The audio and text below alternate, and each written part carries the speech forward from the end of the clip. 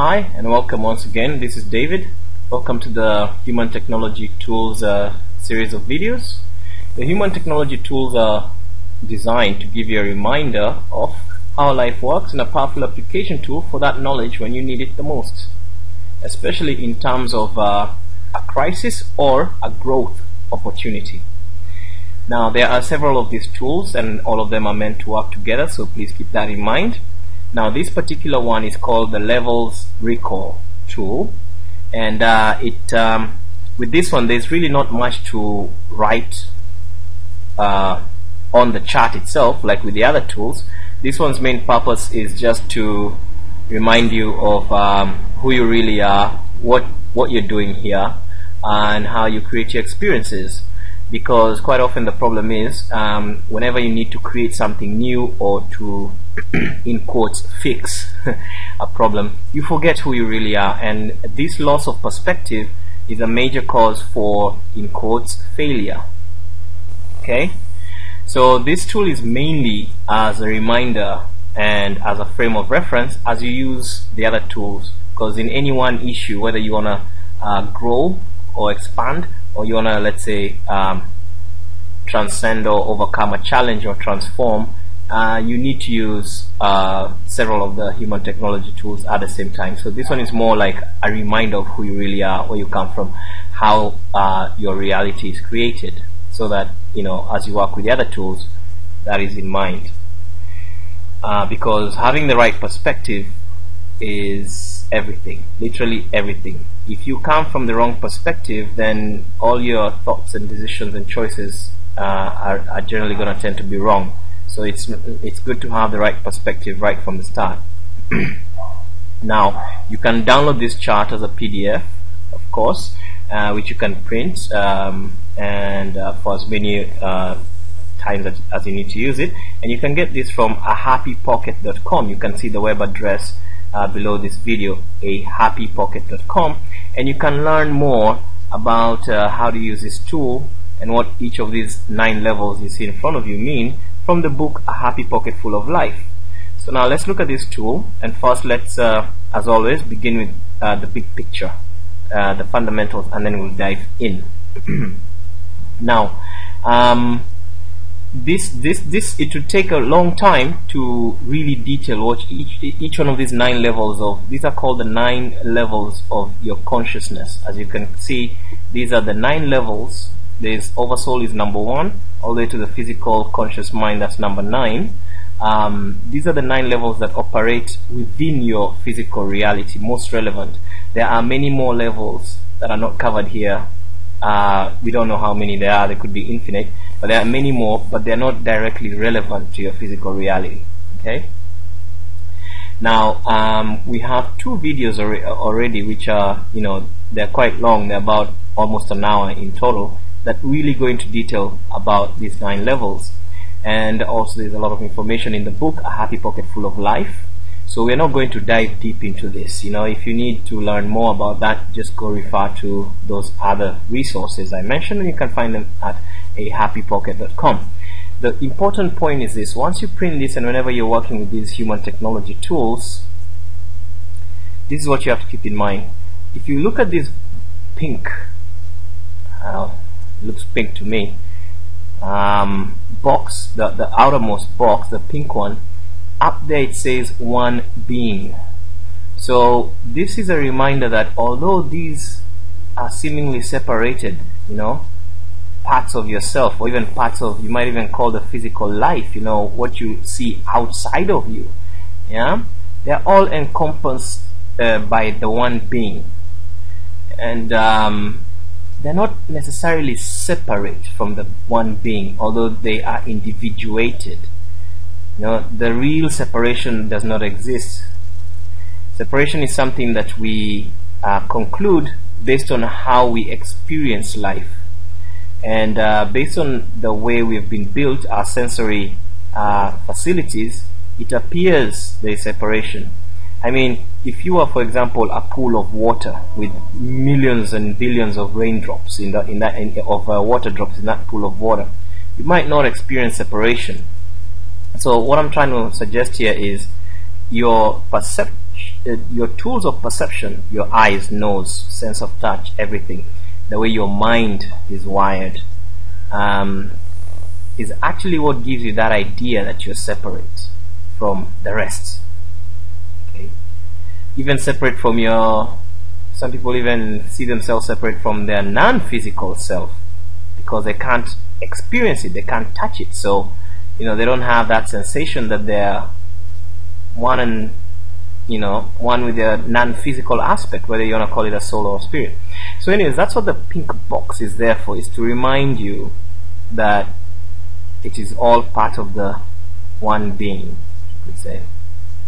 And then we have these two boxes, the gray one and the yellowish box.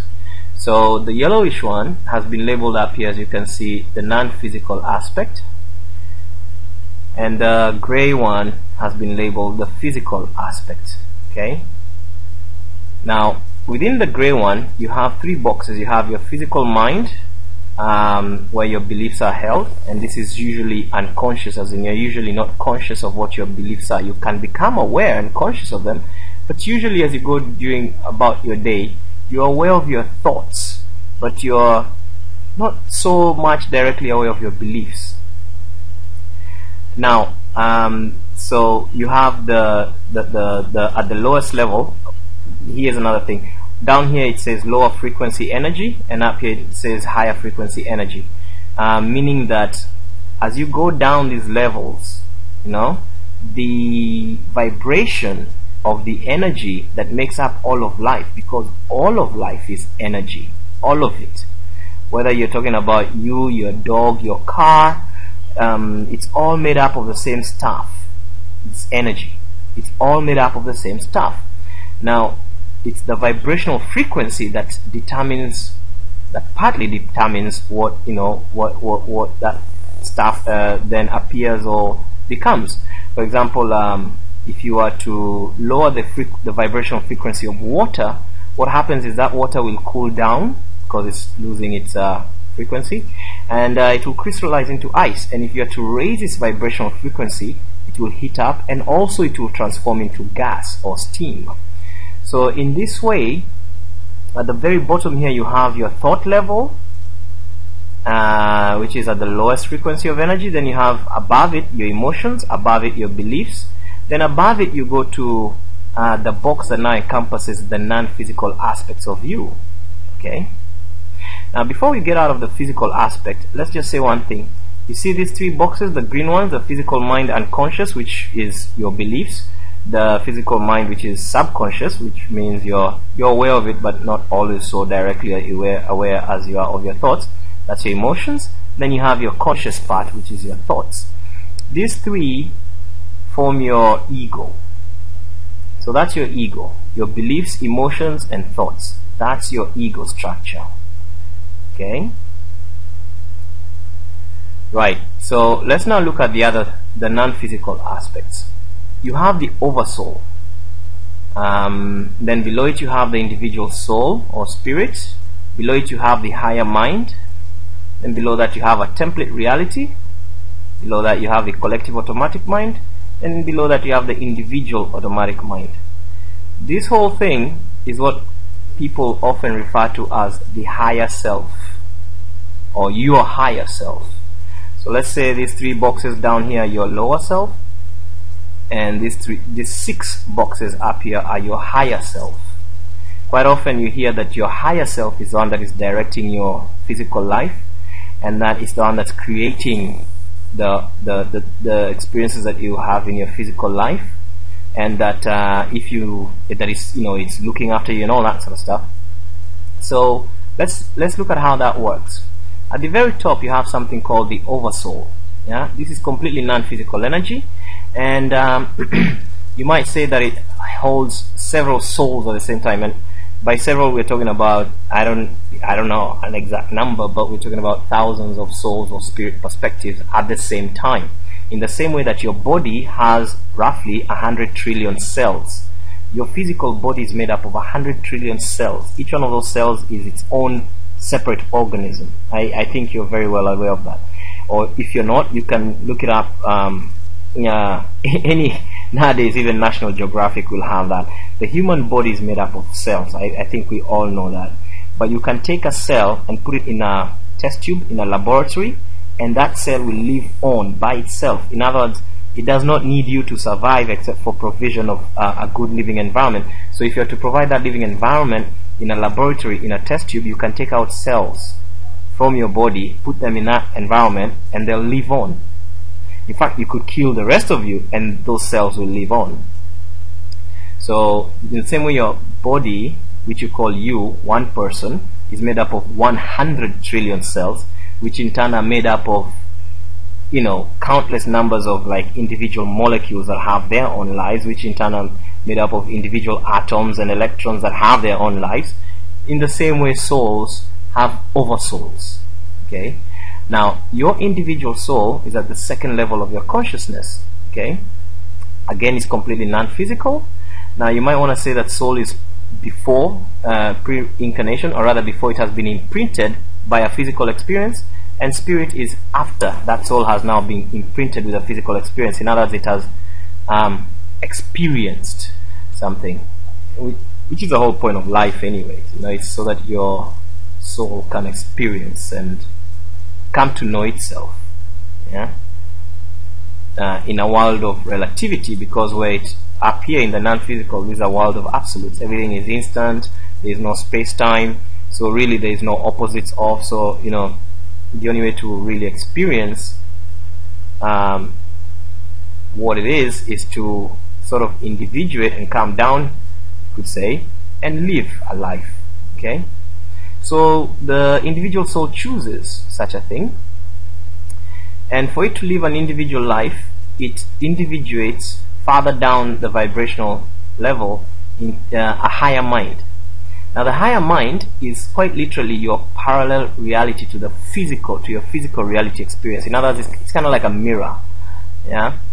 But then it's the cause effect level, because on the physical plane, nothing really has the power to cause something. It's not creative. That's what I mean. The physical plane is not creative. It's a result. It's the non-physical that is creative. The physical is a result, the non-physical is creative. Okay?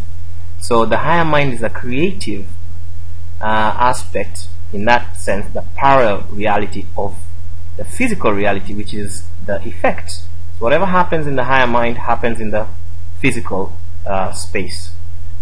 I think you can see that. And then it's a quasi-physical energy. What that means is this.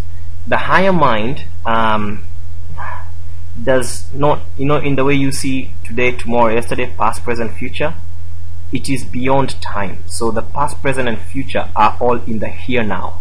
So it can experience the here now simultaneously of all your possible life options. So in other words, it has a much higher perspective of your life. But because it's also sort of creating the physical experience of your life, it has a small physical footprint. So in other words, you know, it takes, in quotes, little space, much less space than your physical life takes. So it needs no time, it's beyond time, and it's beyond space, but it does take a little bit of space, so to speak. But that's not very important. Let's move on. Now the higher mind, and you have to realize, always keep in mind that this is all one being, including all the oversouls and all the other oversouls and the oversouls of all those oversouls and so on. Now having said that, the higher mind right below it hatches, you could say, a template reality level. So this is the blueprint of the physical reality level. How does the game look like? You know, how does the physical reality look like? You know, you've noticed we have one Earth. Although we all have so many parallel realities that we experience on this earth, like my life not the same as your life, and you know, and all that, but we share a sort of common reality. So that is set at the template level, yeah. And then right below that, there's a collective automatic mind, where collective agreements that we all share on the operative rules of physicality are held. So for example, how will gravity work and so on, yeah. Imagine if you and I had to manage the rules of gravity consciously all the time. That would be a very confusing, messy affair. So some of these things just like in the same way your breathing is managed on a automatic mind level, and your, how you walk, how you calculate steps, there are so many calculations being made when you make one step or even just move your finger once, but those have been put at an automatic level so you can deal with other things. So the more complex stuff is actually put on auto. Yeah, you don't have to think about it. Okay, you could override it. I mean, we all have heard of miracles and so on, but I'm saying that in general it's on auto, right? Then below that you have the individual automatic mind. Now these are the individual things of your life. We all know that by now that we are each sort of born sometimes, I mean always, with our own unique strengths, our own unique weaknesses, our own unique predestinations. Like somebody might be an art lover, another might be like just geared for the military, another one likes nature and so on, so, and then also within these lives there's that one thing that is persistent to you, like your theme. For example, you might find that you have a passion in something, but at the same time you have a fear about following that passion. That could be your theme. In fact, that often is your theme. Yeah. Okay, so, and then below that now we've completed the non-physical aspect of you.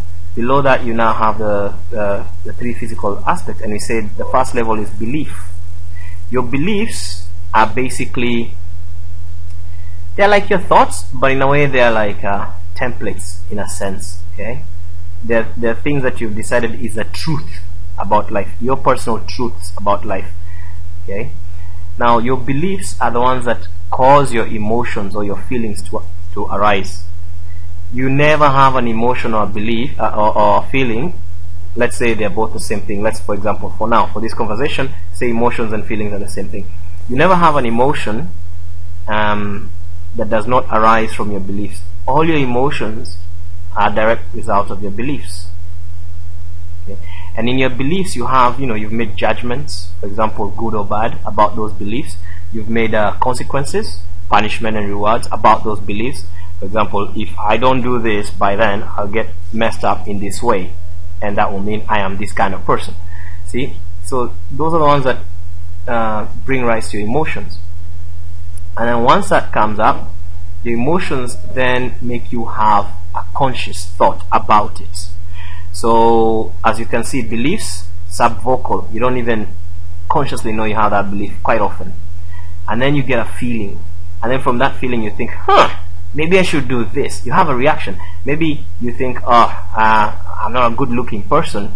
That's because you first felt that there was something wrong with you. Or maybe you thought, I better look in the mirror and fix myself up just so I look presentable, because you first felt that there was something wrong with you or something. Or maybe you thought, I'm gonna go and invest in that property or something.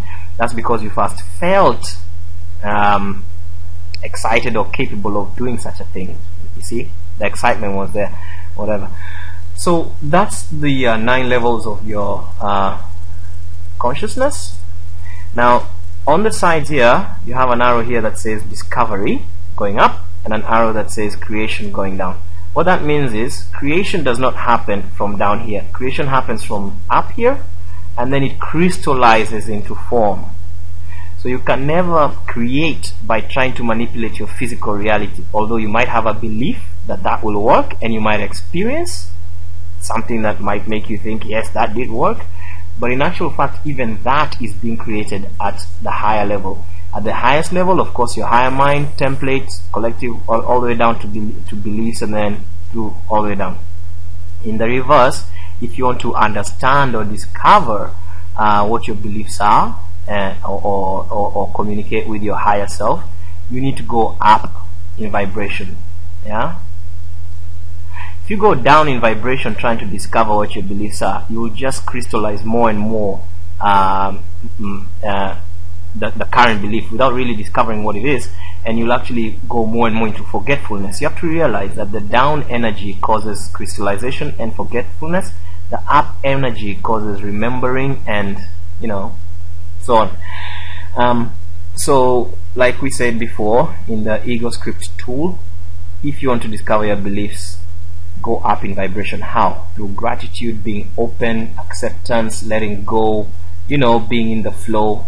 You just open up, you feel better, feel good, feel up, open. And that is how you start to realize, what are my beliefs about this or that or the other. It's the only way you're going to hover above at a high enough vantage point to see what your beliefs are. If you go down, if you dig, if let's say you feel that you're a crappy person, or you feel like that you're whatever it is, let's say I'm using a negative belief here because I think that's a good one too for this example. You will never discover what the belief behind that is by digging down into that crappiness. You literally have to float above it, you could say. Okay, and then now on the left and the right side, on the left here we have an arrow that comes from the non-physical going down into the physical, and it says communicates via excitement. What I'm saying here, what this means is that your higher mind or your higher self will let you know what the next best step. Remember, it has a high vantage point of your whole life. It sees your past, present, future, plus all possible combinations of options and what the best way is and all that, based on what you've told it that you want, which comes from your, of course, thoughts and your emotions and your beliefs and all that sort of stuff. So it communicates via excitement. So have you ever heard of the saying, follow your bliss? That, the only way to have a successful life is to do what you love. Yeah? Follow your heart. This is a communication from your higher self, and if you trust it and you follow it without questioning, just trust it. Try it. Even when it appears to lead nowhere, then it's always the best step. This is how your higher self communicates to you, through excitement. Follow your bliss. Follow your heart. Do what you love. And then the way you communicate upwards to your higher self, for example, let's say you want a life change or whatever, or you have a question. Maybe you have a question, what's my belief about this? Let me understand what I believe about this. Please show me what my beliefs are, or show me the next step. Show me what to do next, or this is my goal. Take me forward properly. The way you communicate with your higher self, because remember, that's where everything is created, is via emotive imagination. What does that mean? Emotive means not just imagine, let's say you want some, always easy to say a new car. Let's just say a new car, because that's, it's just a car, but it's a good example here, right? So you want a new car, okay? You visualize a car, but you actually feel the feelings you'd like to have when you have that new car. So it's not just the fact or the act of seeing a picture of the car, it's actually feeling the feelings of when you have the new car. How will it feel? This is the communication channel you use to pass your higher mind, so that can be created. And then of course you let go, because your higher mind has a better idea of how to manifest this than your lower mind does, because you realize this level cannot even see what's there tomorrow. Okay, it doesn't have the sensory capabilities of having your whole life in view. So the only area that can know the best way to achieve any particular thing is up here, because that one has a whole perspective. Okay, so that's why you just emotive imagination and let go, and then follow the excitement.